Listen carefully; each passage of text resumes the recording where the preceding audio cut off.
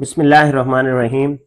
आज की वीडियो का topic first year computer science की बुक से चैप्टर नंबर 6 इमर्जिंग टेक्नोलॉजीज़ है। इन टेक्नोलॉजीज़ में हम artificial intelligence, augmented reality, virtual reality, 5G technology, quantum computing, cloud computing, biotechnology और ब्लॉकचेन टेक्नोलॉजी, इन टेक्नोलॉजीज़ को इंट्रोड्यूस करवाया जाएगा इस चैप्टर में। चलें स्टार्ट करते हैं इमर्जिंग टेक्नोलॉजीज़ के टॉपिक को। सबसे पहले आर्टिफिशियल इंटेलिजेंस की बात करते हैं। आर्टिफिशियल इंटेलिजेंस से मुराद मसनूई ज़हानत है। मशीन को, सॉफ्टवेयर को इस तरीके से लर्न करवा दिया जाए कि वो इंसान की तरह जवाब देने लगे, इंसान की तरह सोचने लगे। ये आर्टिफिशियल इंटेलिजेंस का कमाल है। आर्टिफिशियल इंटेलिजेंस के ज़रिए फेसेस को रिकग्नाइज किया जा रहा है, आपकी आवाज़ को समझा जा रहा है, आपके डिसीजंस मेकिंग में हेल्प की जा रही है, स्मार्ट असिस्टेंट आपको प्रोवाइड की जा रही है। फॉर एग्जांपल, आपने एक एप्लीकेशन देखी हो सिरी, आप उससे सवाल करते हैं, वो आपको ऑटोमेटिक जवाब देती है। जवाब जो है उसके अंदर फीड है ऑटोमेटिकली। न्यूरल नेटवर्क्स के जरिए, मशीन लर्निंग के जरिए इसको ये डाटा फीड किया गया है। सेल्फ ड्राइविंग कार्स आ चुकी हैं मार्केट में। आर्टिफिशियल इंटेलिजेंस ने दुनिया का जीने का तरीका ही बदल दिया है। किसी टॉपिक पे रिसर्च करनी हो, किसी टॉपिक पे आपने आर्टिकल लिखवाना हो, कोई एप्लीकेशन, कोई लेटर, सेकंड्स पलक झपकने में वो आपको जवाब देता है। नेक्स्ट टेक्नोलॉजी है क्लाउड कंप्यूटिंग। क्लाउड कंप्यूटिंग का जो कॉन्सेप्ट है वो इस बुनियाद पर, इस तस्वुर पर है कि यूजिंग द इंटरनेट आप कोई रिसोर्सेज इस्तेमाल कर रहे हैं, आप अपना डाटा स्टोर कर रहे हैं using the internet at some far off place. आपकी दुनिया से, आपकी जगह से बहुत दूर किसी प्लेस पर आपने सर्वर किराए पे लिया हुआ है, आपने कंप्यूटर किराए पे लिया हुआ है जो कि कोई और कंपनी चला रही है। आपको किराया देने की बुनियाद पर उस पर लॉगिन मिल जाता है एंड यूजिंग इंटरनेट आप उस एप्लीकेशन को इस्तेमाल करते हैं। आप अपने डाटा को स्टोर भी करते हैं, आप अपने डाटा को एक्सेस भी करते हैं ओवर द इंटरनेट। इससे आपकी डाटा शेयरिंग, आपकी इंफॉर्मेशन शेयरिंग, आपके प्रोजेक्ट्स पे कोलैबोरेशन, आपके सर्विसेज का स्केल अप और स्केल डाउन करना, जब भी हार्डवेयर की आपको स्केल अप की जरूरत पड़े तो ये क्लाउड कंप्यूटिंग के जो डाटा सेंटर्स हैं ये आपको प्रोवाइड करते हैं। स्केल डाउन करना पड़े, आपको लग रहा हो मुझे ज्यादा रिसोर्सेज मिल गए हैं और मेरी नीड कम है, आप नेक्स्ट मंथ उसको कम कर सकते हैं। तो इस तरीके से क्लाउड कंप्यूटिंग आपके एक्सपेंसेस भी बचाता है, आपकी हर्डल्स भी बचाता है, आपको अपनी लोकल इन्वेंट्री जनरेट करने की जरूरत नहीं रहती। Google drive, drop box, Amazon web services in cloud computing services की बड़ी एग्जांपल्स हैं। नेक्स्ट बात कर लेते हैं ब्लॉकचेन टेक्नोलॉजी की। ब्लॉकचेन टेक्नोलॉजी एक महफूज तरीका है रिकॉर्ड और इंफॉर्मेशन शेयरिंग का। कंप्यूटर्स के दरमियान इंफॉर्मेशन शेयरिंग इस तरीके से की जाती है कि उस इंफॉर्मेशन के रिकॉर्ड रखा जाता है और उस इंफॉर्मेशन को चेंज नहीं किया जा सकता। जो आपने इंफॉर्मेशन एक बार कमिट कर दी, जो मैसेज चला गया, वो दोबारा उसको तब्दीली नहीं की जा सकती। तो यही टेक्नोलॉजी बड़ी बड़ी क्रिप्टो करेंसीज जैसा कि बिटकॉइन है, इनमें इस्तेमाल हो रही है। सप्लाई चेन्स का रिकॉर्ड रखने के लिए, कॉन्ट्रैक्ट्स का रिकॉर्ड रखने के लिए ब्लॉकचेन टेक्नोलॉजी इस्तेमाल हो रही है। नेक्स्ट बात कर लेते हैं इंटरनेट ऑफ थिंग्स की। इंटरनेट ऑफ थिंग्स बड़ी मजे की चीज है। ये आपके physical objects, physical machines, house hold devices जैसे कि आपकी रेफ्रिजरेटर्स, आपके फ्रिज, आपके एसीज, आपके कार, आपके कपड़े, आपकी गाड़ी, इनको इंटरनेट से कनेक्ट कर दिया जाता है। इनके अंदर ट्रांसमीटर और रिसीवर फीड कर दिया जाता है जो कि डाटा रिसीव भी करते हैं और सेंड भी करते हैं और आपकी जिंदगी आसान बना देती है। फॉर एग्जाम्पल, यहां पर एक एग्जाम्पल कोट की गई है थर्मोस्टेट की। अब थर्मोस्टेट स्मार्ट थर्मोस्टेट है, IoT पे चल रहा है, तो ये आप इसमें शेड्यूल सेट कर सकते हैं कि कब टेम्परेचर को किस वैल्यू पर एडजस्ट करना है ऑटोमेटिकली। इसी तरीके से नेक्स्ट टेक्नोलॉजी है ऑगमेंटेड रियलिटी और वर्चुअल रियलिटी। सबसे पहले तो इन दोनों का ये डिफरेंस नोट कर लें कि ऑगमेंटेड रियलिटी रियल वर्ल्ड में है और वर्चुअल रियलिटी जो है वो टोटली वर्चुअल एनवायरनमेंट है। ऑगमेंटेड रियलिटी में आप कुछ डिवाइसेस ऐसी इस्तेमाल करते हैं जैसे आपके स्मार्टफोन्स या स्मार्ट ग्लासेस, और इससे डिजिटल एलिमेंट्स को फील करते हैं। जबकि वर्चुअल रियलिटी में स्पेशल इक्विपमेंट्स जैसा कि डिवाइसेस इस्तेमाल की जाती हैं जिनके जरिए आपका इन्वायरमेंट ही टोटल वर्चुअल हो जाता है। उसमें गेमिंग भी है, उसमें कंप्यूटर सिमुलेशंस की ट्रेनिंग भी है, उसमें एजुकेशन सिमुलेशंस की ट्रेनिंग भी है। तो वर्चुअल रियलिटी में बिल्कुल वर्चुअल वर्ल्ड में आप चले जाते हैं। नेक्स्ट बात कर लेते हैं 5G टेक्नोलॉजी का।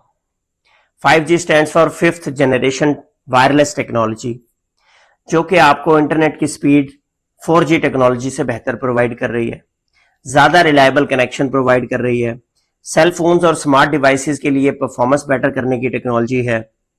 ऑगमेंटेड रियलिटी और वर्चुअल रियलिटी को चूंकि ज्यादा इंटरनेट स्पीड चाहिए, उसके लिए 5G बेस्ट टेक्नोलॉजी है। पाकिस्तान में भी अभी 5G का लाइसेंस जो है वो सेल आउट किया गया है और सोन इंशाल्लाह ये ऑपरेशनल भी हो जाएगी। नेक्स्ट है क्वांटम कंप्यूटिंग। अब क्वांटम कंप्यूटिंग जो है वो क्यूबिट्स का इस्तेमाल करती है, जबकि आपकी जो रेगुलर कंप्यूटिंग है वो बिट्स का, बाइनरी डिजिट्स का इस्तेमाल करती है। बाइनरी डिजिट्स और क्यूबिट्स में क्या फर्क है? बाइनरी डिजिट्स की स्टेट 0 या 1 एट अ टाइम एक स्टेट होल्ड कर सकती है, जबकि जो क्यूबिट्स हैं, ये जो बिल्डिंग ब्लॉक्स हैं, ये 0 और 1 की स्टेट एट अ टाइम भी होल्ड कर सकते हैं। इससे आपके नॉर्मल कंप्यूटर की निस्बत क्वांटम कंप्यूटिंग इस्तेमाल करने वाले कंप्यूटर्स की स्पीड बेतहाशा तेज हो जाती है। नेक्स्ट बात कर लेते हैं बायोटेक्नोलॉजी की। बायो का वर्ड जिंदगी से निकला है कि आप टेक्नोलॉजी का इस्तेमाल करते हुए जिंदा चीजों के इस्तेमाल से जानदारों के लिए बेहतरी की प्रोडक्ट कोई बना रहे हो, कोई उनका मसला हल कर रहे हो, कोई सर्विस प्रोवाइड कर रहे हो। तो बायोटेक्नोलॉजी लिविंग ऑर्गेनिजम्स को ही इस्तेमाल करती है, जैसा कि बैक्टीरिया, प्लांट्स, माइक्रो ऑर्गेनिजम्स, और जो प्रोडक्ट्स और सर्विसेज प्रोवाइड की जाती हैं वो भी जानदारों को ही प्रोवाइड की जाती हैं। For example medicine, crop improving formulas, environment friendly materials. तो बायोटेक्नोलॉजी जानदारों का इस्तेमाल करके जानदारों के लिए ही बेहतरी की एक टेक्निक है। नेक्स्ट टॉपिक है हमारा क्लाउड कंप्यूटिंग। अब क्लाउड कंप्यूटिंग को डिटेल में डिस्कस करते हैं। क्लाउड कंप्यूटिंग एक ऐसा मॉडल है जो आपको सर्वर, आपको स्टोरेज और आपको एप्लीकेशंस, इन रिसोर्सेज की एक्सेस देता है ओवर द इंटरनेट। आपको ये रिसोर्सेज बहुत तेजी से, बहुत मिनिमल मैनेजमेंट एफर्ट के साथ और बहुत ही मिनिमल टाइम में अवेलेबल हो जाते हैं। इसके बरक्स आपको क्या करना है? आपको उस कंपनी को इन रिसोर्सेज के पैसे पे करने हैं, बजाय कि आप अपने एक्सपेंसिव कंप्यूटर परचेज करें, अपना डाटा सेंटर सेटअप करें, अपने स्टोरेज डिवाइसेस खरीदें, उनके बैकअप का इंतजाम करें, उनके इलेक्ट्रिसिटी बैकअप का इस्तेमाल करें, स्टोरेज बैकअप का इंतजाम करें, इसी तरीके से उनके लिए मुलाजिम रखें और उसके लिए आप कोई बिल्डिंग हायर करें। इन सब चीजों से आप बच जाते हैं और सर्विसेज के पैसे देकर आराम से अपनी रिसोर्सेज को एक्सेस करते हैं ओवर द इंटरनेट। अब जो क्लाउड कंप्यूटिंग का बेसिक कॉन्सेप्ट है, उसकी फाउंडेशन वर्चुअलाइजेशन पे है। वर्चुअलाइजेशन एक ऐसी टेक्नोलॉजी है जो एक वर्चुअल मशीन पर आपको बहुत सारी, एक फिजिकल मशीन पर आपको बहुत सारी वर्चुअल मशीन्स बनाने की सहूलत प्रोवाइड करती है। ये एक मैजिक ट्रिक की तरह है। एक फिजिकल कंप्यूटर, एक सर्वर जिसकी फॉर एग्जांपल 1000 GB रैम है, आप अगर उससे रिसोर्सेज एक्वायर करना चाहते हैं 10 GB रैम, तो उस पर एक वर्चुअल मशीन बना दी जाती है वर्चुअलाइजेशन सॉफ्टवेयर के जरिए, और आपको 10 GB रैम आपकी मशीन को असाइन कर दी जाती है, नेटवर्क कार्ड असाइन कर दिया जाता है, स्टोरेज असाइन कर दी जाती है। आपके पास जब उस मशीन की एक्सेस आती है तो आप बिल्कुल ऐसे ही फील करते हैं जैसे कि आप वर्चुअल मशीन की एक्सेस कर रहे हैं, बिकॉज उसके अंदर नेटवर्क कार्ड भी मौजूद होता है, उसके अंदर आपकी स्टोरेज भी मौजूद होती है, ऑपरेटिंग सिस्टम भी रन कर रहा होता है, सीपीयू भी उसको असाइन हुआ होता है और रैम भी उसको असाइन हुई होती है। तो ये है वो मैजिक जो वर्चुअलाइजेशन सॉफ्टवेयर प्रोवाइड करते हैं। अब इसका जो बहुत ज्यादा इंपॉर्टेंट फीचर है वो है स्केलेबिलिटी और इलास्टिसिटी। स्केलेबिलिटी की जो टर्म्स है उसके अंदर स्केल अप भी कर सकते हैं आप रिसोर्सेज और स्केल डाउन भी कर सकते हैं। जब कभी आपको फीलिंग आए कि आपकी मशीन को मोर रिसोर्सेज की जरूरत है, in terms of storage, in terms of RAM, in terms of CPU, in terms of network resources, किसी भी किस्म के रिसोर्सेज को स्केल अप या स्केल डाउन करने की जरूरत है, तो आप कंपनी को ऑनलाइन स्टोर को रिक्वेस्ट करते हैं और फौरन से पहले वो आपके स्केलेबिलिटी की ऑफर कर देते हैं। आपके रिसोर्सेज को अप भी कर सकते हैं, आपके रिसोर्सेज को डाउन भी कर देते हैं, depending upon your need and request. और इसी तरीके से आपको चार्जेस पे करने पड़ते हैं। फॉर एग्जाम्पल, आपकी बुक वाला एक एग्जाम्पल लिखता है कि आपकी कोई वेबसाइट है, ईद का मौसम आया है, ईद का सीजन चल रहा है, आपकी वेबसाइट पे ट्रैफिक बढ़ गई है, तो आप अपने सर्वर प्रोवाइडर से, आप अपने क्लाउड कंप्यूटिंग प्रोवाइडर से अपने नेटवर्क कार्ड की बैंडविड्थ बढ़वा लें, अपनी मशीन की रैम बढ़वा लें, अपने मशीन का सीपीयू बढ़वा लें 1 महीने के लिए, और जब आपका ईद सीजन खत्म हो जाए तो वापस स्केल डाउन कर लें, ताकि आपका सर्वर क्रैश होने से, आपकी मशीन, आपका जो वेबसाइट है वो क्रैश होने से बच जाए। इस अपनी जरूरत के मुताबिक कंप्यूटिंग रिसोर्सेज को रिक्वेस्ट करने की एक्सेस को ऑन डिमांड एक्सेस कहते हैं। On demand access means that you can use your computing resources whenever you need them without waiting for a long setup process. आपने जाके मार्केट से RAM खरीद के नहीं लानी, आपने अपने सर्वर को शट डाउन करके उसकी मशीन का ढक्कन खोल के, पेज खोल के और वापस उसमें रैम नहीं लगानी, बल्कि आपने एक ईमेल करनी है कि मुझे फलां तारीख से फलां तारीख तक 16 जीबी की बजाय 32 जीबी रैम प्रोवाइड कर दी जाए। तो ऑन डिमांड एक्सेस के मुताबिक आपको क्लाउड कंप्यूटिंग प्रोवाइडर वो रैम असाइन कर देगा। एक एग्जांपल इसने यहां पर लिखी है कि imagine you are working on a school project and suddenly need extra storage space to save your files. तो आपको स्टोरेज की ज्यादा की जरूरत पड़ गई, तो ऑन डिमांड एक्सेस के जरिए आप रेंटल स्टोरेज क्लाउड प्रोवाइडर से ज्यादा करवा सकते हैं। इसको स्केल अप कहते हैं। इससे आपका टाइम भी बचेगा, इससे आपकी एफर्ट भी बचेगी और आपका फोकस आपके प्रोजेक्ट पे रहेगा, बजाय कि स्टोरेज के बारे में वरी होने से आपका प्रोजेक्ट इफेक्ट हो जाए। नेक्स्ट टॉपिक है टाइप्स ऑफ क्लाउड सर्विसेज। अब क्लाउड कंप्यूटिंग की सर्विसेज में डिफरेंट कैटेगरीज हैं, जिनमें सबसे पहले इंफ्रास्ट्रक्चर एज अ सर्विस, फिर प्लेटफॉर्म एज अ सर्विस और फिर सॉफ्टवेयर एज अ सर्विस है। तीनों को अलग अलग हम डिस्कस करते हैं। तीनों का फ्लेक्सिबिलिटी लेवल, मैनेजमेंट लेवल और कंट्रोल लेवल डिफरेंट है। इंफ्रास्ट्रक्चर एज अ सर्विस, जैसा कि उसका नाम आपको बता रहा है कि आप physical server, physical storage, physical network device को लेना चाहते हैं bye paying up the amount in terms of this resources. जितना आप पे करेंगे उतने रिसोर्सेज आपको असाइन कर दिए जाएंगे फिजिकल इंफ्रास्ट्रक्चर में। इस तरीके से यूजर का जो कंट्रोल है वो अपने ऑपरेटिंग सिस्टम पे होगा, एप्लीकेशंस पे होगा, स्टोरेज पे होगा, जबकि फिजिकल इंफ्रास्ट्रक्चर आपके क्लाउड कंप्यूटिंग प्रोवाइडर के डेटा सेंटर में होगा। आपके पास लोकल मशीन की बजाय आप इंफ्रास्ट्रक्चर किससे खरीद रहे हैं? अपने क्लाउड कंप्यूटिंग प्रोवाइडर से खरीद रहे हैं। For example, Amazon web service, Amazon web service वाले जो है वो आपको वर्चुअल सर्वर्स रेंट आउट करते हैं। आपने कोई भी एप्लीकेशन चलानी है, अपने घर के लिए कंप्यूटर बनाना है, बिजनेस के लिए बनाना है, वेब सर्वर लगाना चाहते हैं, डेटाबेस सर्वर लगाना चाहते हैं, प्रॉक्सी सर्वर लगाना चाहते हैं, आप Amazon वेब सर्विसेज से रिक्वेस्ट करके वर्चुअल सर्वर परचेज कर लें और उन्होंने ऑपरेटिंग सिस्टम भी वहीं पर लिस्ट डाउन किए हुए, उस पर क्लिक करें, अपनी मर्जी का ऑपरेटिंग सिस्टम इंस्टॉल करें, एप्लीकेशन इंस्टॉल करें और बिल्कुल उसको ऐसे ही एंजॉय करें जैसे आपके घर में पड़ा हुआ कंप्यूटर। आपका इंटरनेट कनेक्शन ठीक होना चाहिए। तो Microsoft Azure, Google compute engine, ये popular infrastructure as a service providers हैं जो कि आपको रिलायबल सर्विसेज प्रोवाइड कर रहे हैं। सेकेंड नंबर पे platform as a service. Platform as a service जो है वो कंप्लीट एक डेवलपमेंट और डिप्लॉयमेंट एनवायरनमेंट आपको प्रोवाइड करता है, जिसके अंदर इंफ्रास्ट्रक्चर भी मौजूद होता है, जिसमें आपकी मशीन आ जाती है, आपका स्टोरेज डिवाइस आ जाती है, हार्ड डिस्क, आपके नेटवर्किंग डिवाइस आ जाती है, बैंडविड्थ, आपकी मिडलवेयर भी इन्वॉल्व होती है जो एप्लीकेशन है, आपके डेवलपमेंट टूल्स भी इन्वॉल्व होते हैं। जिस टूल पर आपने डेवलपमेंट करनी है, जिस लैंग्वेज पर डेवलपमेंट करनी है, वो भी तमाम वो इंस्टॉल करके देंगे। इसी तरीके से आपकी मैनेजमेंट सर्विसेज भी इसके अंदर शामिल होती हैं।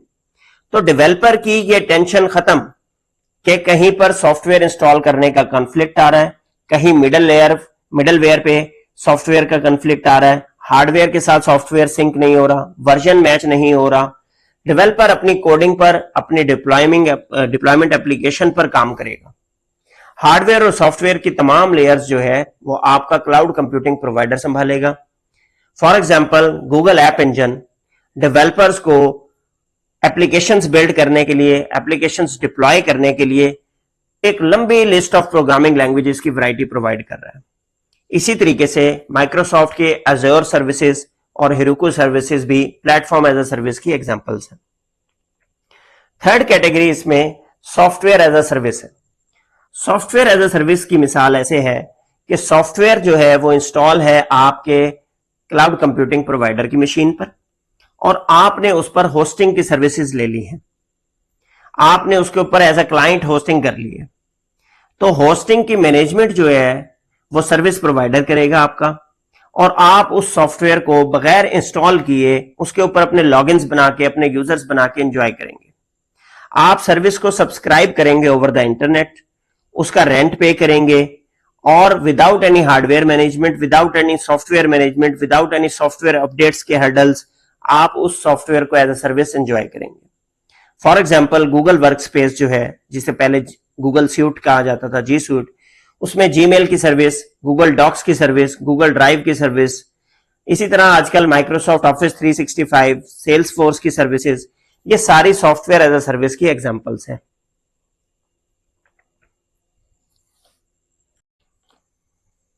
नेक्स्ट हम डिस्कस करते हैं क्लाउड डिप्लॉयमेंट मॉडल्स। अब क्लाउड डिप्लॉयमेंट मॉडल क्या डिफाइन करता है कि आपको क्लाउड सर्विसेज कैसे अवेलेबल की जाएंगी। हर मॉडल में लेवल ऑफ कंट्रोल का फर्क है, लेवल ऑफ सिक्योरिटी के डिफरेंसेस हैं, लेवल ऑफ फ्लेक्सिबिलिटी के डिफरेंसेस हैं। 3 मेन टाइप्स हैं, चौथी टाइप जो है इनको मिलाकर बनाई जाती है, जिसमें public cloud model, private cloud model, multi cloud model और हाइब्रिड क्लाउड मॉडल शामिल है। अब जो पब्लिक क्लाउड कंप्यूटिंग का मॉडल है, ये ओवर द इंटरनेट आपको क्लाउड सर्विस ऑफर कर रहा है, जो कि मल्टीपल ऑर्गेनाइजेशंस में शेयर की जाती है। इसमें यकीनी बात है कि आपका third partly cloud service provider है, जो कि क्लाउड को वो मैनेज करता है, और जो आपकी सर्विसेज हैं वो ओवर द इंटरनेट चूंकि शेयर्ड हैं, तो इस वजह से इसको पब्लिक क्लाउड कहा जाता है। डिफरेंट ऑर्गेनाइजेशंस या डिफरेंट इंडिविजुअल्स इन सर्वर्स पर जब चाहे रिसोर्सेज परचेज कर सकते हैं। जैसे Amazon वेब सर्विसेज है, वो पॉपुलर पब्लिक क्लाउड प्रोवाइडर है।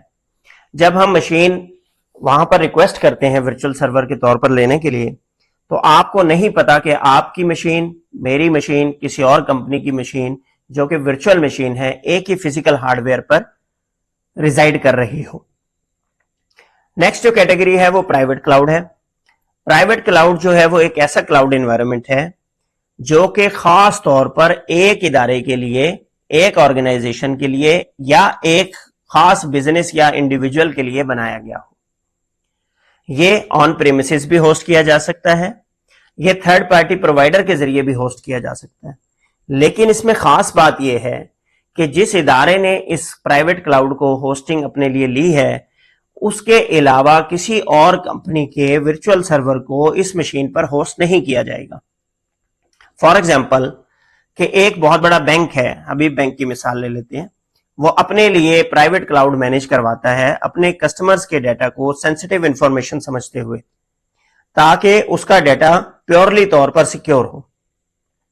तो ये जो प्राइवेट क्लाउड है, ये बैंक के अपने डाटा सेंटर में भी लगाया जा सकता है और क्लाउड कंप्यूटिंग प्रोवाइडर के अपने डाटा सेंटर में भी लगाया जा सकता है, depending upon the terms of use कि आपस में उनकी क्या डील हुई है। लेकिन इसकी एक्सेस जो है वो सिर्फ और सिर्फ उसी क्लाइंट को होगी। फॉर एग्जांपल जब हमने हबीब बैंक की बात की, तो हबीब बैंक के पास ही इसकी एक्सेस होगी और किसी कस्टमर के साथ इस मशीन के ऊपर कोई वर्चुअल मशीन बना के शेयर नहीं की जाएगी।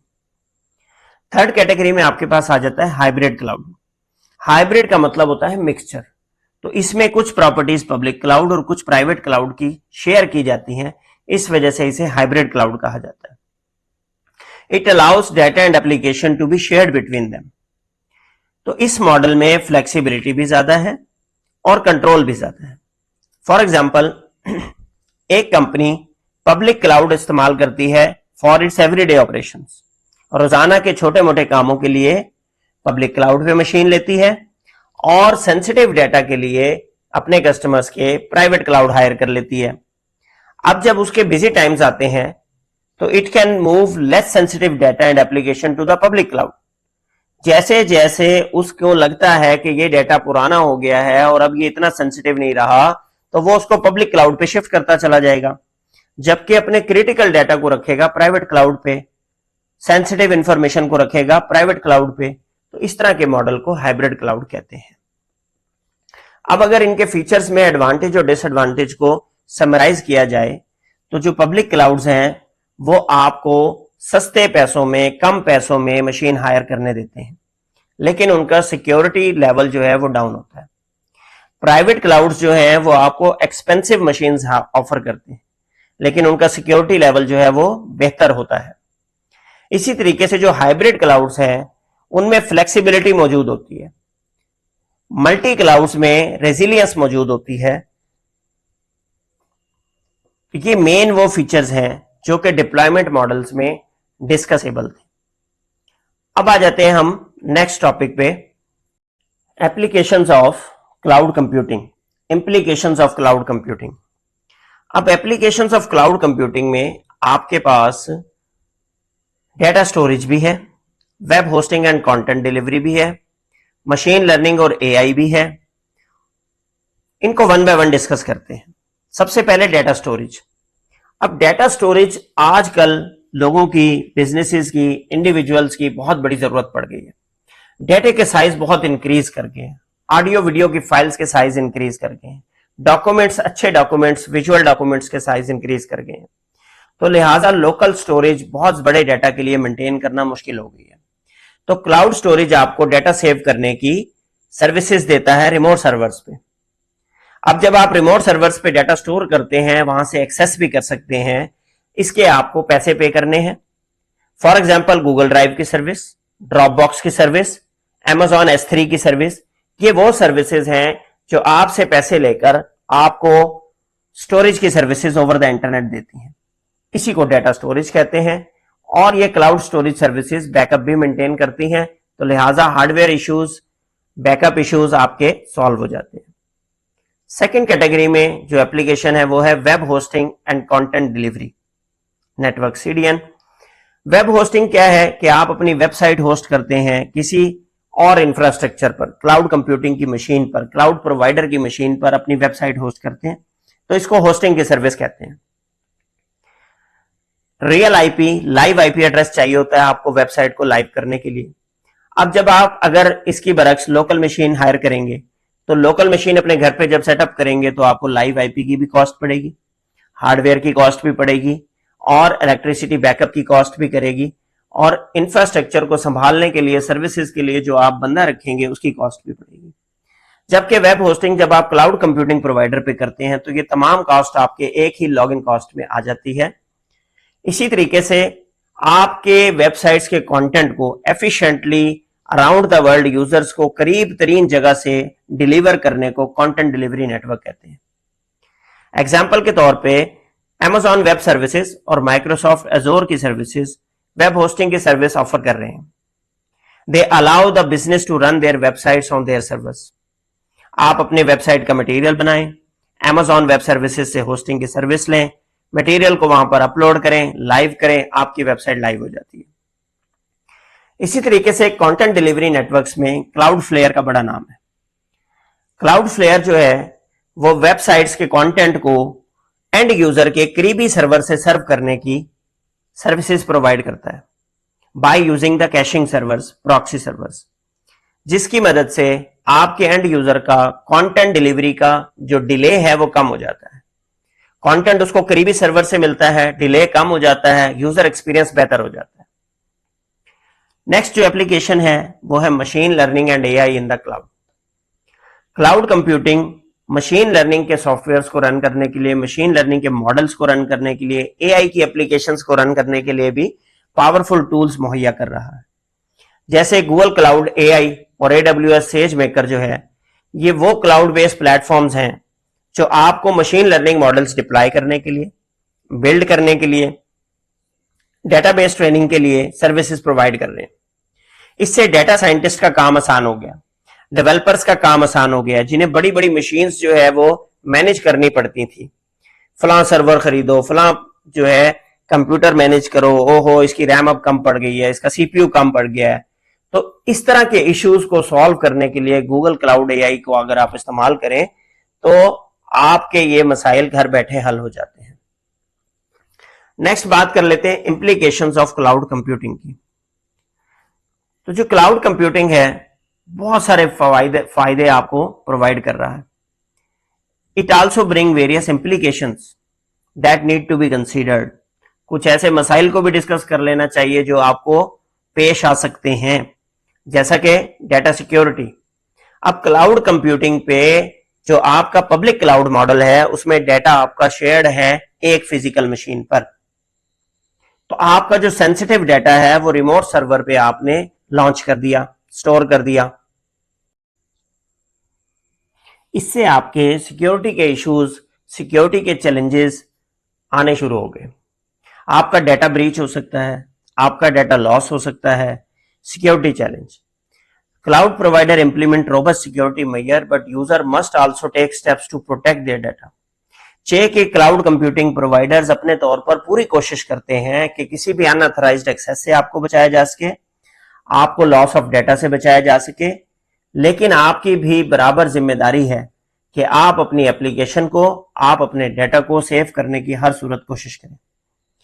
सिक्योरिटी मेजर्स, रिस्क से बचने के लिए आपको इंक्रिप्शन अप्लाई करनी है, आपको ऑथेंटिकेशन मेथड्स अप्लाई करने हैं अपने डेटा पे, आपको अपनी सिक्योरिटी पॉलिसीज को रेगुलरली रिव्यू करना है। अगर आपकी लिनक्स की मशीन है आईपी टेबल्स लगाने हैं, अगर आपकी विंडोज की मशीन है तो उस पर फायरवॉल इंप्लीमेंट करनी है, कोई थर्ड पार्टी फायरवॉल हायर करनी है ताकि आपका डेटा सिक्योर रह सके। नेक्स्ट, डेटा सिक्योरिटी के अलावा स्केलेबिलिटी और रिसोर्स मैनेजमेंट की इंप्लीकेशन। क्लाउड कंप्यूटिंग आपको स्केलेबिलिटी की सर्विस मुहैया करता है। आपने रिसोर्सेज को एडजस्ट करना है अकॉर्डिंग टू योर डिमांड। अब इफेक्टिव रिसोर्स मैनेजमेंट जो है वो इसमें बड़ी जरूरी है कि आप अपनी मशीन की इतनी अच्छी मॉनिटरिंग करें कि अपनी कॉस्ट को, अननेसेसरी कॉस्ट को, अननेसेसरी बजट को बचा सकें। ऑप्टिमल परफॉर्मेंस आपकी मशीन जिन रिसोर्सेज पर दे रही है सिर्फ उतने रिसोर्सेज हायर करें, इससे ज्यादा रिसोर्सेज हायर मत करें। क्लाउड सर्विसेज जो है वो ऑटोमेटिकली स्केल अप कर देते हैं, रिसोर्सेज को डाउन कर देते हैं ऑन डिमांड एक्सेस। जैसा कि सर्वर्स ऐड कर सकते हैं ड्यूरिंग पीक टाइम्स, उनको रिड्यूस कर सकते हैं जब आपकी डिमांड डिक्रीज हो, लेकिन आपने इसके ऊपर नजर रखनी है ताकि आपका बिल इंक्रीज मत करे। इसी तरह रिसोर्स मैनेजमेंट में प्रॉपर आपको पास मैनेजमेंट प्रैक्टिसेस होनी चाहिए। Usage monitoring, performance monitoring, performance की ऑप्टिमाइजेशन, इससे आपकी कॉस्ट कंट्रोल होगी, इससे आप क्लाउड रिसोर्सेज को एफिशिएंटली इस्तेमाल कर सकेंगे। नेक्स्ट आ जाता है आपका कॉस्ट कंसिडरेशन। बहुत सारे फायदे हमने डिस्कस कर लिए क्लाउड कंप्यूटिंग के, तो एक नुकसान ये कि कॉस्ट इफेक्टिव जो है क्लाउड कंप्यूटिंग हो सकती है आपके लिए अगर आप फाइनेंशियल मैनेजमेंट करें, अगर आप सिर्फ उसी चीज का पे करें जिसे आप इस्तेमाल कर रहे हैं। अब आपने एक मशीन हायर की 32 GB रैम के साथ और आपने ये मॉनिटर ही नहीं किया कि आपकी मशीन सिर्फ 4 GB रैम पूरे महीने इस्तेमाल की है, तो पूरे महीने 4 GB रैम आपके ग्राफ पे आ रही है, इसका मतलब आपने 12 GB रैम का एक्स्ट्रा पे किया है। सेम आप एग्जांपल ले सकते हैं अपनी हार्ड डिस्क रिसोर्सेज के लिए, और सेम एग्जांपल ले सकते हैं आप अपने सीपीयू रिसोर्सेज के लिए और नेटवर्क रिसोर्सेज के लिए। इसी तरह रेगुलेटरी इश्यूज भी आपको पेश आ सकते हैं। ऑर्गेनाइजेशंस को ये गारंटी करना है, ये इंश्योर करना है कि उनके जो क्लाउड सर्विस कंप्लाइज हैं वो लीगल और रेगुलेटरी रिक्वायरमेंट्स आप पूरी कर रहे हो, जो कि बाय रीजन और बाय इंडस्ट्री डिफरेंट रीजन्स के लिए, डिफरेंट बिजनेसेस के लिए डिफरेंट होती हैं। ऑर्गेनाइजेशंस को क्लाउड कंप्यूटिंग प्रोवाइडर के रेगुलेशंस को अडहेयर करना मस्ट है। आपको डेटा प्राइवेसी की पॉलिसीज, सिक्योरिटी की पॉलिसीज, इंडस्ट्री स्पेसिफिक स्टैंडर्ड्स की पॉलिसीज हायर करना मस्ट है। अब इसके लिए आपको एक्सपर्ट बंदे को हायर करना पड़ेगा, या तो आप खुद टेक्नोलॉजी एक्सपर्ट हो, अगर आप नहीं हैं तो यकीनी बात है कि आप अपनी इन सर्विसेज के लिए अपनी कंपनी में एक्सपर्ट बंदों को हायर करेंगे ताकि आपको नुकसानात से बचा जा सके। नेक्स्ट टॉपिक में आपको ब्लॉकचेन टेक्नोलॉजी की डिटेल्ड एक्सप्लेनेशन दी गई है। ब्लॉकचेन टेक्नोलॉजी एक बहुत ही रेवोल्यूशनरी कॉन्सेप्ट है जो कि ट्रांसपेरेंट ट्रांजैक्शंस की एक्सेस देता है आपको। इसमें जो लेजर सिस्टम इस्तेमाल होता है वो डिस्ट्रीब्यूटेड पैटर्न पे यूज होता है। अब इसके कुछ बुनियादी कंपोनेंट्स की बात करते हैं। तो एग्जाम्पल के तौर पे ब्लॉकचेन एक डिजिटल नोटबुक की तरह है जो कि ग्रुप मेंबर्स में शेयर कर दी गई है। जो भी ग्रुप मेंबर है उसके पास इस डिजिटल नोटबुक की इक्वल एक्सेस होती है। जब भी किसी ने कोई चेंज कमिट करना है, कोई ट्रांजैक्शन कमिट करनी है, जैसे ही वो ट्रांजैक्शन कमिट करता है तो ये चेंज तमाम बाकी ग्रुप मेंबर्स को भी बिल्कुल उसी तरह नजर आती है जिस तरह सेंडर को नजर आती है। लिहाजा कोई भी चेंज, कोई भी कमिट किया हुआ transaction without notice of other group members नहीं किया जा सकता इसमें।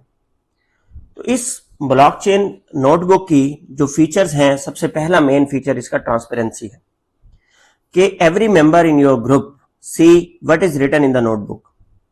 कोई बंदा इसमें चीटिंग नहीं कर सकता, कोई नोड आपका इसमें चीटिंग नहीं कर सकता। जिनको हम नोड्स बोल रहे हैं वो कंप्यूटर्स हैं जिनके थ्रू चेंज कमिट किया जाएगा। इसी तरह security of this digital notebook, once something is written in the notebook it's almost impossible to erase or change it। जैसे ही आप इसके अंदर कोई चेंज कमिट करेंगे तो उसके बाद उसको वापस तब्दील करना पॉसिबल नहीं है। इसमें क्रिप्टोग्राफी का मेथड इस्तेमाल किया जाता है जो इंफॉर्मेशन को कमिट करने के बाद फौरन लॉकडाउन कर देता है। तो लिहाजा इसमें चीटिंग वाला जो आंसर है वो खत्म हो जाता है। चेंजिंग द इंफॉर्मेशन का जो आंसर है, एलिमेंट है, वो खत्म हो जाता है। थर्ड इसका मेन फीचर डिसेंट्रलाइजेशन है। नॉर्मली हमारे यूजुअली जो डेटाबेस हैं अमूमी तौर पर उनमें सेंट्रलाइज डेटाबेस की अप्रोच अपनाई जाती है कि एक सिंगल नोड जो होता है वो मास्टर नोड के तौर पे काम करता है और बाकी तमाम नोड्स को हैंडल करता है। जबकि आपके ब्लॉकचेन टेक्नोलॉजी में डिसेंट्रलाइजेशन अप्रोच है।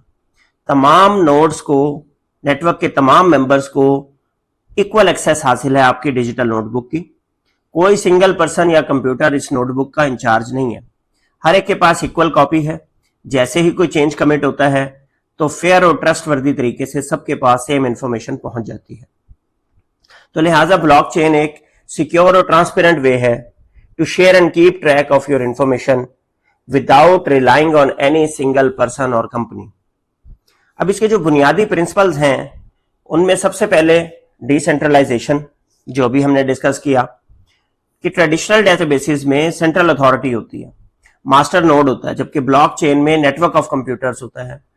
तो ये तमाम के तमाम नोड्स मिलकर वैलिडेट करते हैं ट्रांजैक्शंस को, मिलकर रिकॉर्ड करते हैं ट्रांजैक्शंस को। सबके पास सेम कॉपी होती है ट्रांजैक्शन की। इससे सिंगल पॉइंट ऑफ फेलियर का जो रिस्क है वो खत्म हो जाता है। इसी तरह सेकेंड पॉइंट पे इम्यूटेबिलिटी है। जैसे ही कोई ब्लॉक ऐड किया जाता है ब्लॉकचेन में, अब कमिट होने के बाद इसको चेंज या डिलीट नहीं किया जा सकता। इस प्रॉपर्टी को इसको इम्यूटेबिलिटी कहते हैं। तो ये जो प्रॉपर्टी है इम्यूटेबिलिटी, ये आपको गारंटी करती है कि जो ट्रांजैक्शन हिस्ट्री कमिट हो गई है वो परमानेंट है, वो टेम्पर्ड नहीं की जाएगी, वो चेंज नहीं की जाएगी, वो रिलायबल ट्रांजैक्शन रिकॉर्ड बन गया है, अनचेंजेबल रिकॉर्ड बन गया है ट्रांजैक्शन का। सेकंड नंबर पे कंसेंसस मैकेनिज्म।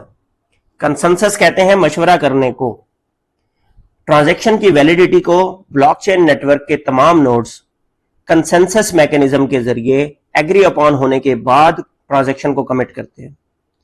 तो ये जो मैकेनिज्म है ये गारंटी देता है कि तमाम नोड्स एक यूनानिमस डिसीजन पर, एक कॉमन डिसीजन पर पहुंच गए हैं किसी भी new block of addition to the chain से पहले। न्यू ब्लॉक ऑफ एडिशन से मतलब ट्रांजैक्शन कमिट करने से पहले। तो ये एक नेटवर्क आपको बना के दिखाया गया है, मैश नेटवर्क टाइप ब्लॉकचेन का।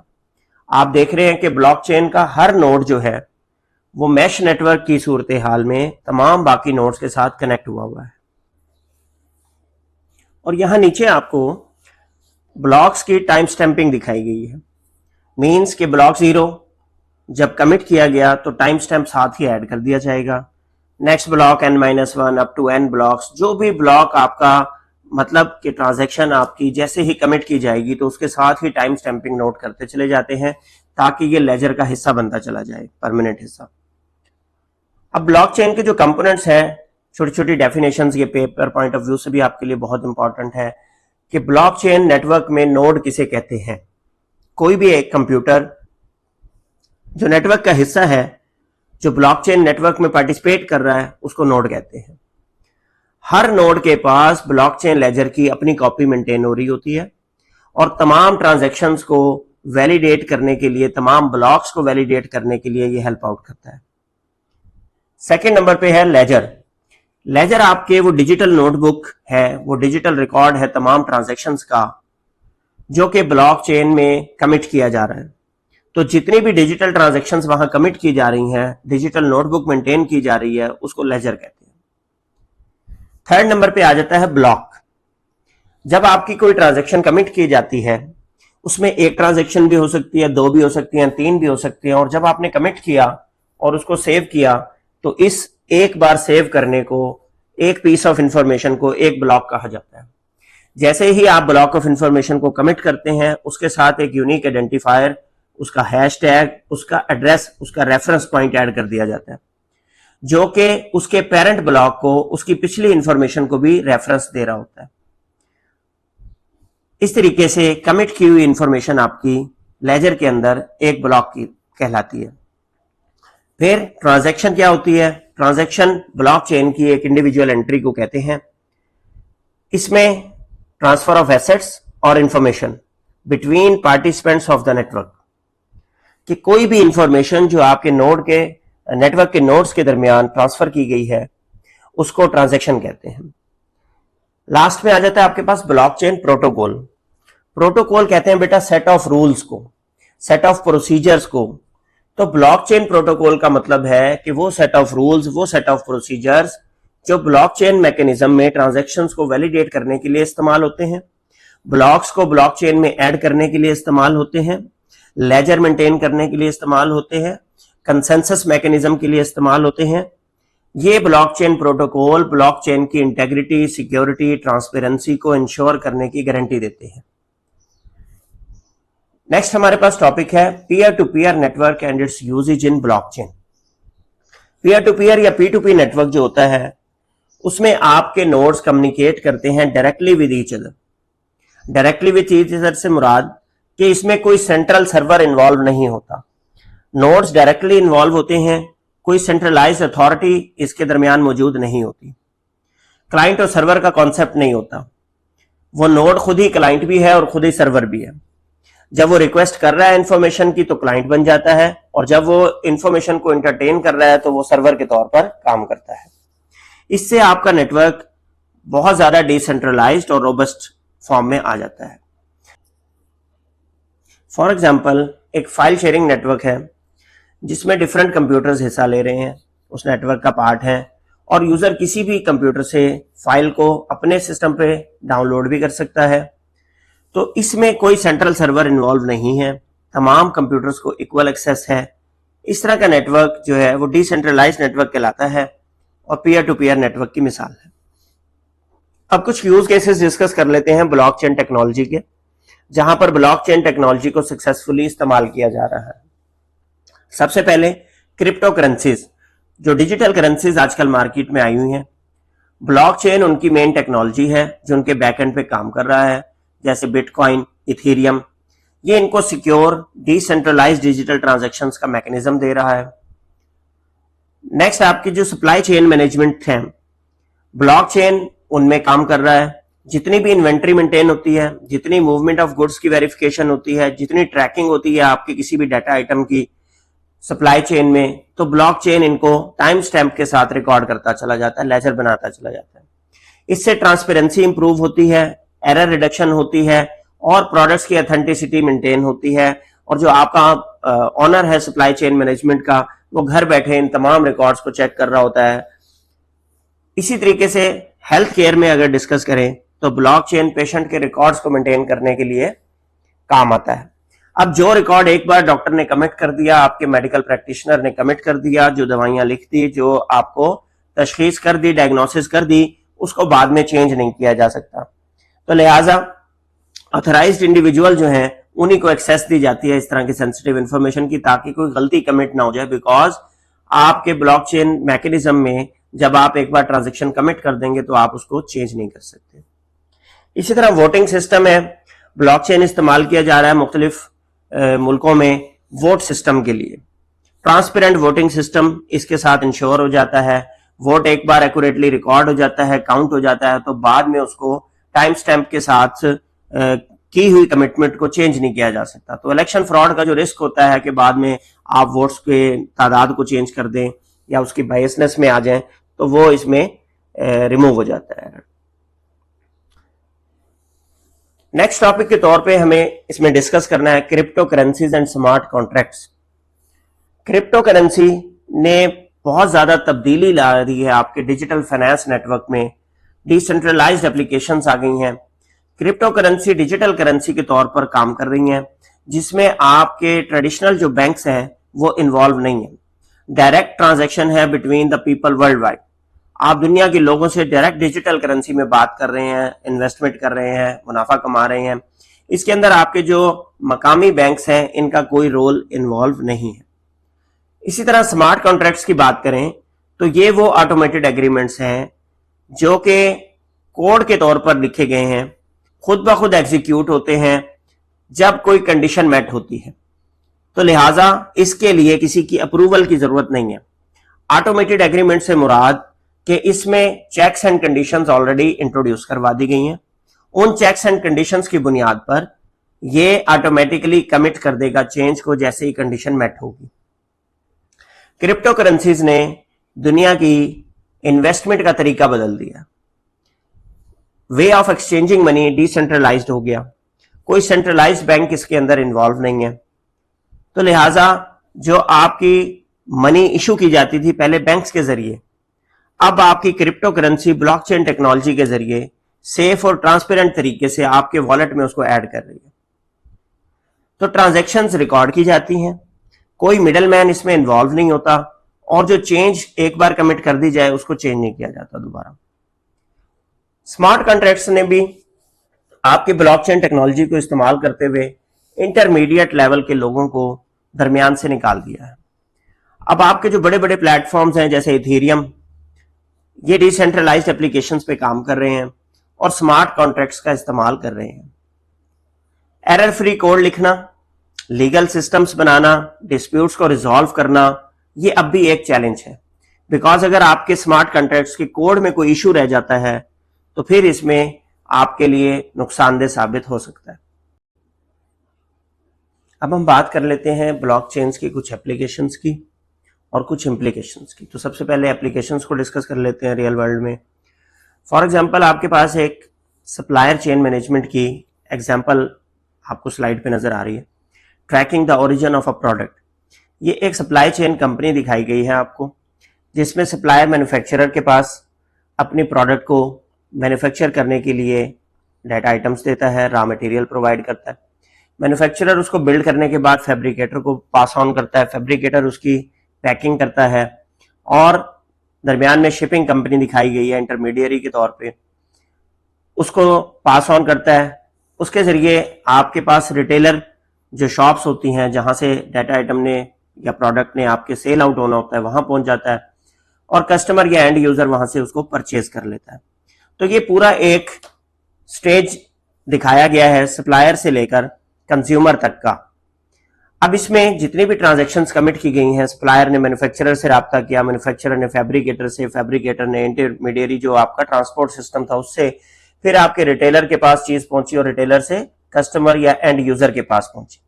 तो ओरिजिन से लेकर जितना भी जर्नी ऑफ प्रोडक्ट था, वेरियस स्टेजेस आपकी सप्लाई चेन में, वो तमाम की तमाम लेजर के अंदर ब्लॉकचेन के जरिए लॉग आउट होती गई। ट्रांजैक्शन जो है हिस्ट्री कमिट होती गई। अब ये इम्यूटेबल हिस्ट्री है, सप्लायर से लेकर एंड यूजर तक इसको चेंज नहीं किया जा सकता, और ये ट्रेसेबल हिस्ट्री है डिजिटल नोटबुक की वजह से। ये हर ट्रांजैक्शन का हर आपकी एंट्री का रिकॉर्ड मौजूद है बाय टाइम स्टैम्प, तो इसको आप तब्दील नहीं कर सकते। Next, blockchain in financial services. अब ब्लॉकचेन बेसिकली फाइनेंशियल सर्विसेज के लिए ही यूज समझे बना है। ब्लॉकचेन ट्रांजैक्शंस को फास्ट और सेफर तरीके से करवाता है। हर ट्रांजैक्शन को कमिट करने से पहले उसकी टाइम स्टैम्प एंट्री लगाई जाती है, उसका हैश टैग लगाया जाता है। तो लिहाजा अगर आपने पैसे भिजवाने हैं अपने मुल्क से किसी और मुल्क, अपने बैंक से किसी और बैंक, अपने अकाउंट से किसी और वॉलेट में, अब किसी और के अकाउंट में, तो ब्लॉकचेन से सस्ता और ब्लॉकचेन से तेज तरीका कोई भी नहीं है। स्लाइड पे दी गई जो एग्जांपल है, इसमें आप देखें कि एक यूजर है, उसने आइडेंटिटी इशूअर से रिक्वेस्ट की कि जी आपको एक आइडेंटिटी रजिस्टर करवानी है, और आइडेंटिटी इशूअर ने आपको अटेस्टेशन की रिक्वेस्ट रिसीव की और रजिस्टर आइडेंटिटी करने के लिए आपको इजाजत दे दी। अब आपने उसको रजिस्टर करवाया आइडेंटिटी को, जहां पर मेरा कर्सर आपको दिखा रहा हो ये डायमंड बॉक्स। जैसे आपको आइडेंटिटी रजिस्टर हो गई तो आपने आइडेंटिटी वेरीफायर के पास अपनी रिक्वेस्ट भेजी कि जी मैं आइडेंटिटी अपनी रजिस्टर करवा चुका हूं, मुझे वेरीफाई कर दीजिए। आइडेंटिटी वेरीफायर ने अपने डेटाबेस में लुकअप किया कि क्या वाकई ही इस नाम की आइडेंटिटी रजिस्टर हो चुकी है। जब उसे ये कंफर्मेशन हो गई तो उसने आपको वेरीफाई का जवाब दे दिया कि यूजर की आपकी जो आइडेंटिटी है वो वेरीफाई हो चुकी है। उसके बाद आपने वेरिफिकेशन के बाद अब आप एक लीगल यूजर बन गए और आप अपनी अटेस्टेशंस को, इनक्रिप्टेड एंट्रीज को स्टोर कर सकते हैं और उनको रिट्रीव कर सकते हैं। तो ये एक प्रोसेस है फाइनेंशियल सर्विसेज का, जिस तरीके से आप एक अपना एटीएम कार्ड रजिस्टर करवाते हैं हमारे यहाँ, अगर हम लोकल ले लें तो इसमें भी बिल्कुल इसी तरीके से किया जाता है। डेटा सिक्योरिटी इन ब्लॉकचेन, आपके डेटा की सेफ्टी कैसे इसके अंदर जो है मेंटेन की जाती है।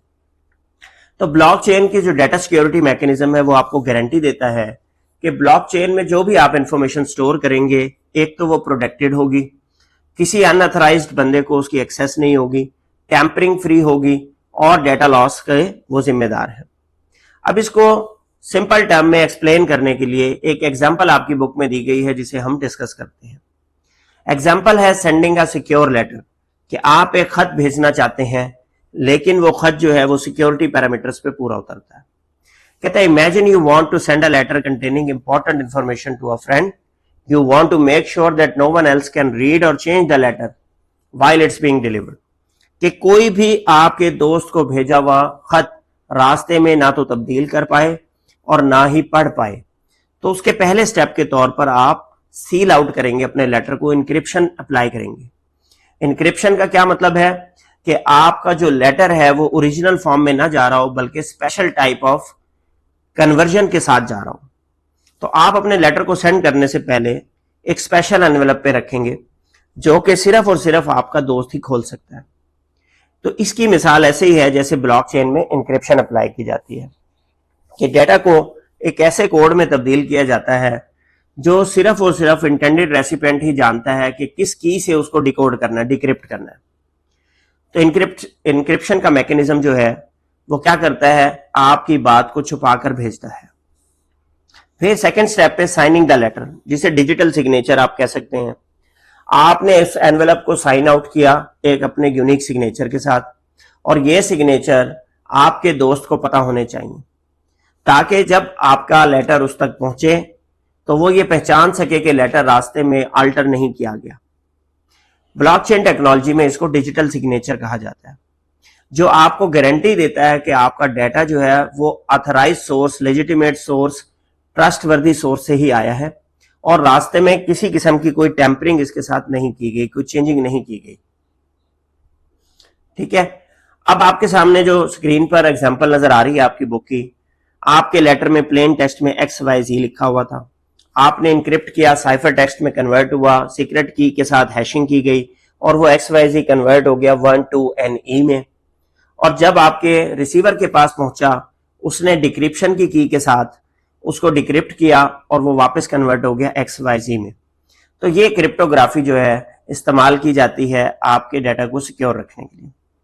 अब sending the letter through a trusted system, blockchain network, आप किसी आम मेल सर्विस का इस्तेमाल करने की बजाय एक ट्रस्टेड पार्टी का इस्तेमाल करेंगे जो सिक्योर डिलीवरी सर्विस आपको गारंटी करती हो। हर स्टेप पे डिलीवरी को रिकॉर्ड किया जाए, हर स्टेप पे टाइम स्टैम्प को रिकॉर्ड किया जाए, हर स्टेप पे उसके साथ नोटिस ऐड किया जाए, जैसे दफातर में फाइल्स चलती हैं कि जी नेक्स्ट स्टेप क्या है, नेक्स्ट स्टेप क्या है, और अपने कमेंट्स पास किए जाते हैं। तो ये ब्लॉकचेन नेटवर्क की एक एग्जांपल है। एक और बात जो इसमें डिस्कसेबल है वो है डिसेंट्रलाइजेशन। जब स्टार्ट ऑफ द स्लाइड में आपको ब्लॉकचेन नेटवर्क दिखाया गया तो उसमें मैश नेटवर्क बना हुआ था। एक नोड से दूसरे नोड तक पहुंचने के मल्टीपल रास्ते मौजूद थे। तो आप जब अपने लेटर की कॉपीज सेंड करेंगे मल्टीपल कॉपीज, तो डिफरेंट ट्रस्टवर्दी डिलीवरी सर्विस को इस्तेमाल करें। तो ब्लॉकचेन नेटवर्क में डिफरेंट पाथ इस्तेमाल किए जाएंगे डिसेंट्रलाइजेशन, जिससे आपका डाटा मल्टीपल कंप्यूटर्स पे मल्टीपल नोड्स पे स्टोर हो जाएगा। और अगर कोई एक नोड कंप्रोमाइज भी होता है तो फिर भी आपका डाटा सेफ रहेगा और दूसरे नोड्स पर ट्रस्टवर्दी डाटा आपका मौजूद होगा। नेक्स्ट हमारे पास टॉपिक है फ्यूचर ट्रेंड्स एंड इनोवेशंस, कि आने वाले दौर के क्या ट्रेंड्स हैं, आने वाले दौर में मजीद क्या जिद्दत आने वाली है। इसमें आपकी बुक में क्लाउड कंप्यूटिंग को डिस्कस किया गया है। क्लाउड कंप्यूटिंग एक एडवांस टेक्नोलॉजी जो कि पहले से मार्केट में इस्तेमाल भी हो रही है और इसमें मजीद जिद्दत आती चली जा रही है। क्लाउड कंप्यूटिंग का जो कॉन्सेप्ट है वो स्केलेबल कंप्यूटिंग, एक्सेसिबल कंप्यूटिंग और एफिशिएंट कंप्यूटिंग से निकला है। और क्लाउड कंप्यूटिंग का जो बुनियादी तस्वुर है वो ये है कि आपकी जो सर्विसेज हैं, आपका जो इंफ्रास्ट्रक्चर है, आप जो प्लेटफॉर्म इस्तेमाल करने जा रहे हैं वो ओवर द इंटरनेट इस्तेमाल करने जा रहे हैं। आपके लोकल घर पे, आपके लोकल ऑफिस पे, आपकी लोकल साइट पे आपको इंफ्रास्ट्रक्चर मेंटेन करने की जरूरत नहीं है, बल्कि आप इंफ्रास्ट्रक्चर प्रोवाइडर से, क्लाउड कंप्यूटिंग प्रोवाइडर से पैसे देकर सर्विसेज का इस्तेमाल करते हैं। इसमें एक कॉन्सेप्ट है एज कंप्यूटिंग, जो कि आपकी प्रोसेसिंग पावर को आपके डाटा सोर्स के क्लोजर ले जाता है। इससे आपकी लेटेंसी रिड्यूस होती है, एफिशिएंसी इंप्रूव होती है।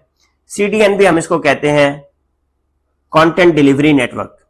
अब कंटेंट डिलीवरी नेटवर्क में जितनी ये बड़ी कंपनीज हैं, अमेज़न वेब सर्विसेज की तरह, इन्होंने डिफरेंट रीजन्स में दुनिया के डाटा सर्वर्स लगाए हैं, डाटा सेंटर्स बनाए हैं। जब आप इनसे सर्विस लेते हैं तो ये पूछते हैं कि आपका टारगेट ऑडियंस किस जगह है। जिस जगह से आपके टारगेट ऑडियंस, जिस जगह से आपकी ट्रैफिक नेटवर्क की आनी है, ये उसी डाटा सेंटर में आपको वर्चुअल मशीन प्रोवाइड करते हैं, जिससे आपकी एज कंप्यूटिंग का कॉन्सेप्ट निकलता है और आपका जो कंटेंट डिलीवरी नेटवर्क है वो करीब होता चला जाता है। इसी तरह अगर हम ऑटोनोमस व्हीकल्स की एग्जांपल ले लें तो एज कंप्यूटिंग जो है वो सेंसर्स और कैमरास को लोकली प्रोसेस करती है व्हीकल्स को, जिससे आपका रिस्पांस क्विक हो जाता है, रोड की कंडीशंस जो चेंज हो रही होती हैं उसके मुताबिक रिस्पांस हो जाता है, सेफ्टी इंक्रीज हो जाती है। तो रियल टाइम डाटा प्रोसेस हो रहा होता है, इसमें डिसीजन मेकिंग बहुत तेज तरीके से हो रही होती है और डाटा ट्रैवलिंग का जो टाइम है, जो अप्रोच है, वो टाइम कम से कम लेती है। Edge computing real time processing applications जिनमें लेटेंसी कम से कम चाहिए उनके लिए बहुत इंपॉर्टेंट है। जैसे कि आपकी आजकल स्मार्ट सेफ सिटी बन रही है, हेल्थ केयर मॉनिटरिंग, आपकी इंडस्ट्रियल ऑटोमेशन जो है, जहां पर एक सेकंड की भी गलती आपको बहुत ज्यादा नुकसान पहुंचा सकती है, वहां पर एज कंप्यूटिंग बहुत कारआमद है। और लास्ट टॉपिक इस चैप्टर का सर्वरलेस आर्किटेक्चर है। सर्वरलेस आर्किटेक्चर से मुराद कि आपके डेवलपर्स को सिर्फ अपनी एप्लीकेशन डिप्लॉय करने और बिल्ड करने पे काम करना है, सर्वर की मैनेजमेंट उनके जिम्मे नहीं है। स्केलेबिलिटी की इन्हांसमेंट और कंप्लेक्सिटी की, ऑपरेशनल कंप्लेक्सिटी की रिडक्शन इसके अंदर इन्वॉल्व है। अब सर्वरलेस मॉडल में आप एक क्लाउड कंप्यूटिंग प्रोवाइडर से रिसोर्सेज हायर कर लेते हैं, उसको आप मंथली पेमेंट करते हैं। सर्वर मैनेजमेंट, उसकी बिजली की मैनेजमेंट, उसके रिसोर्सेज की मैनेजमेंट, हार्डवेयर की मैनेजमेंट, सॉफ्टवेयर की मैनेजमेंट, ये आपके क्लाउड कंप्यूटिंग प्रोवाइडर के जिम्मे चली जाती है। आपने माहाना बिल पे करना है और आपको मुकम्मल तौर पर डेवलपमेंट एनवायरनमेंट उस मशीन पर मिलेगा, आपने सिर्फ अपने डिप्लॉयमेंट पे काम करना है। जैसे यहां पर एग्जांपल में लिखा हुआ है अमेज़न वेब सर्विसेज लैम्बडा, ये सर्वरलेस कंप्यूटिंग सर्विस है जो कि डेवलपर्स को अपना कोड रन करने की इजाजत देता है। सर्वर मैनेजमेंट आपकी जिम्मेदारी खत्म और आप अपना कोड राइट करें, अपनी एप्लीकेशन बिल्ड करें, उसको लॉन्च करें। सर्वर की तमाम किस्म की जिम्मेदारियों से आपको छुटकारा हासिल हो जाता है। अगर आपका लेक्चर के बारे में कोई कमेंट हो तो आप कमेंट सेक्शन में पूछ सकते हैं, कोई क्वेश्चन हो आप कमेंट सेक्शन में पूछ सकते हैं। चैनल को सब्सक्राइब कर लें। वीडियो को एंड तक देखने के लिए शुक्रिया। जज़ाकल्लाहु खैर।